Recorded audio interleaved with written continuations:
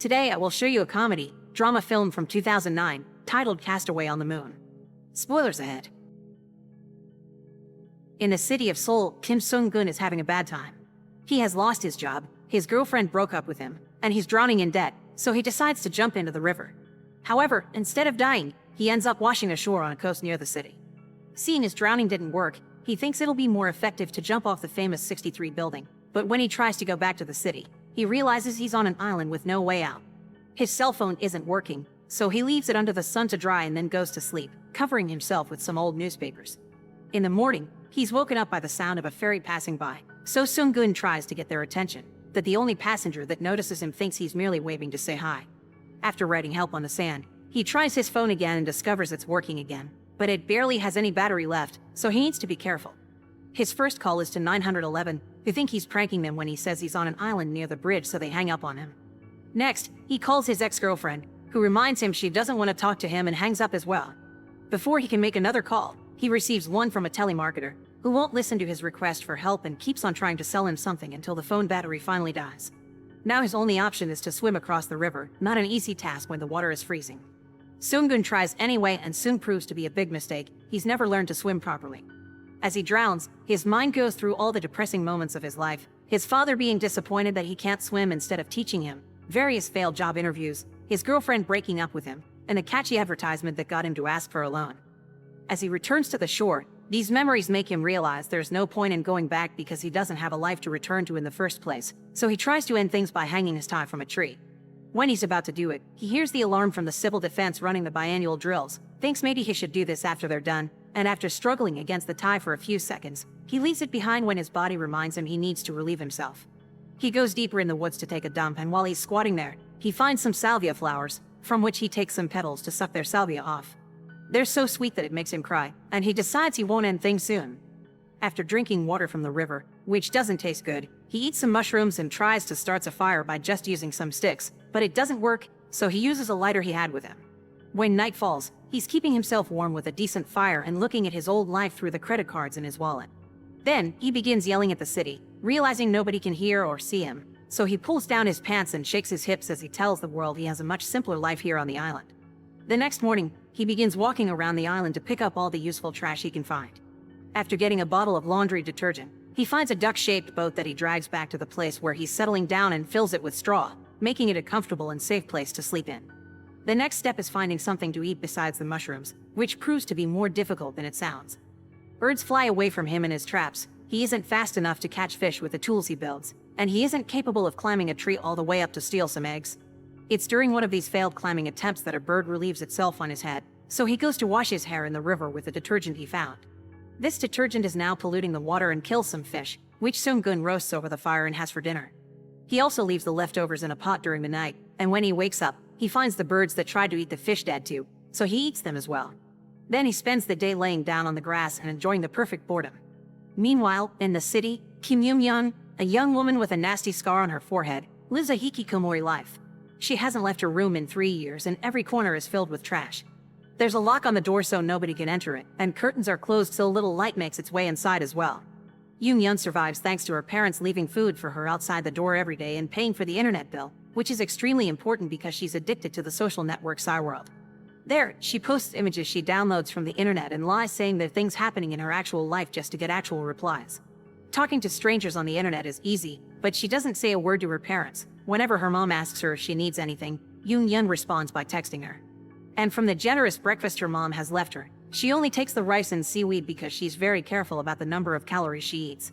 This may be her room, but she still keeps strict rules here. She sleeps on a pile of bubble wrap she keeps in the closet, wakes up at 8 a.m. after her dad leaves, eats 172 calories for breakfast, puts 3,000 steps on the pedometer before 9 a.m., posts on social media, waits until 12 when her mom leaves to go to the bathroom, has 525 calories for lunch, puts on 6,000 steps to digest, gets some fresh air from a fan, then spends more time on the computer until night falls and she can enjoy her hobby, taking pictures of the moon. She likes the moon because it's empty, and you can't feel lonely if there's nobody else. To finish the day, she reaches 10,000 steps on the pedometer, not because of health reasons, but because it makes her feel she's had a productive day. Then she goes to sleep by using a hypnotism tape at 9 a.m. when her dad comes back. The exception to this routine comes twice a year when the civil defense runs their drills. The city is as empty as the moon then, so Yoon puts on her helmet and takes pictures during the day for a change. This time, however, she discovers something very shocking with her camera. The word help written on the sand of the island and a man about to end things with a tie on a tree. This makes her freak out, so she goes to her closet to try to sleep, but not even hypnosis helps. Some hours later, she can't help checking on him and is relieved to see he's alive, but after such a discovery, her internet life bores the heck out of her. Instead, she begins making watching Seung-gun her new hobby, noticing how one day the word help is changed to hello. She takes a picture of it and prints it, putting it on the wall with her pictures of the moon. Back on the island, Seung-gun has used some trash and sticks to make a golf set and keep himself busy. This time, when a fairy passes by, instead of asking for help, he hides so they can't see him. While hiding, he comes across a bag of instant black bean noodles which, by some miracle, still has the flavor package inside. He takes it back with him to his bed and after smelling the aromas from the bag, he falls asleep and dreams of black bean noodles, so when he wakes up, he decides to try to make his own. He grinds various plants he finds hoping they can make a good replacement for wheat, but it's pointless. The moment he adds water to them, they become mud. While having fish later, he cries as he thinks back on all the times he turned down black bean noodles like an idiot. While trying to sleep, he keeps getting distracted by the sound of birds relieving themselves on the boat roof, and that's when he has a revelation. Bird dump could be the answer to all his problems. Birds eat seeds, and if they can't digest those seeds, he may be able to plant them. Seung-gun finds decent soil by checking out where worms are living and starts working the ground to plant all the poop he scraped off the boat with his credit card.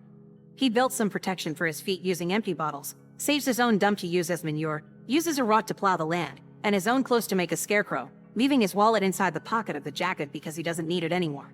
The hard work makes him sweat, and when he realizes how salty it is, Seung-gun begins licking his entire body, happy to taste salt again after so long. One of the words on the noodle package can be shortened to hope, which is a good way to describe what all this gardening means to him. All this is seen by Yoon through her camera, who has been watching him for 2 months now and has printed a bunch of pictures of him and hung them on the wall. She decides she wants to get in contact with this man, so one night, after her parents went to bed, she dresses up, puts on a helmet, and leaves the apartment. She distracts the guard at the door by sending a robot down through the elevator while she takes the stairs, and whenever someone could possibly see her on the streets, she would hide behind her umbrella. When she makes it to the bridge, she puts the message she's printed for him in a bottle and throws it into the river. The next morning, she checks the message on the sand, but she's disappointed to see it hasn't changed. 3 months pass, and Seung-gun has become used to living in the wild. He exercises every morning, checks his now working fish traps, and easily climbs trees to steal some eggs.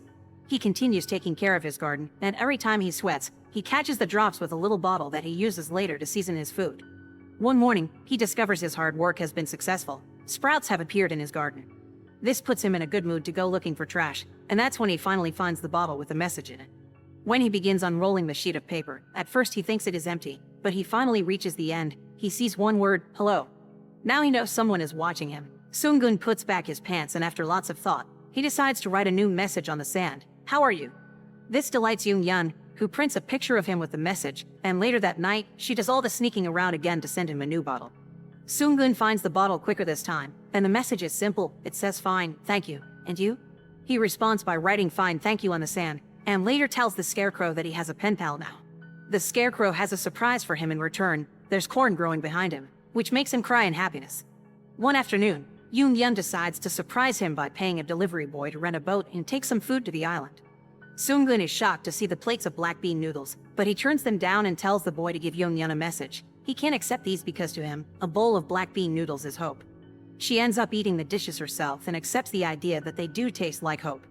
The next morning, she opens her door and surprises her mother by speaking directly to her, asking her to get her pots and seeds because she wants to grow corn. Next, she sends a note to Seung-gun saying she's sorry, to which he replies by drawing some waves and a shark on the sand and acting a bit for her. More days pass and once his garden has finally given enough vegetables, he gets ready to make his precious wish come true. He grinds the corn into flour, which he then mixes with water to make the noodles. Once they're done, he pours the flavor powder he found months ago and adds some extra vegetables plus an egg until it looks just like the package. Then he begins eating it, crying over how delicious it tastes. Yoon takes a picture of him eating and hangs it on the wall, but afterward, she can't sleep. So she comes out of the closet and puts a pillow next to the plants she's been growing, finally falling asleep there. The next letter she sends Seung-gun says congratulations, and now he has an urgent need to meet her. So he grabs his dead cell phone and pretends to talk to her before going to the beach and writing a new message on the sand. Who are you? Yoon panics when she sees it and decides to print the picture of a random pretty woman from the internet. But later when she makes it to the bridge, she can't bring herself to send it. Since then, she doesn't send any more messages, which saddens Seung-gun. He writes "Y" on the sand, but this only makes Yoon-yeon panic more. She decides to stop watching him and go back to her old life on social media, but when she logs in, she discovers people have found out her pictures are stolen and are leaving lots of hate comments. Later that night, a storm arrives in Seoul. Yoon-yeon watches from the closet how wind and water enter through her window and destroy her photos and her plants. Seung-gun is having similar problems on his island. The rain destroys his garden, and the flood takes away his duck boat. The next morning is a sunny one, and when Yoon-yeon checks on Seung-gun, she finds him writing the F word on the sand. He's angry at the world because he isn't allowed to even keep this, which isn't much. Suddenly, two men appear at the island and tell Seung-gun that he can't be there. He begins running away, and Yoon-yeon watches through her camera how the two men chase him to the shore where boats have arrived with even more men. It's a cleaning crew that has come to clean the island after the storm because this is a conservation area, close to the public.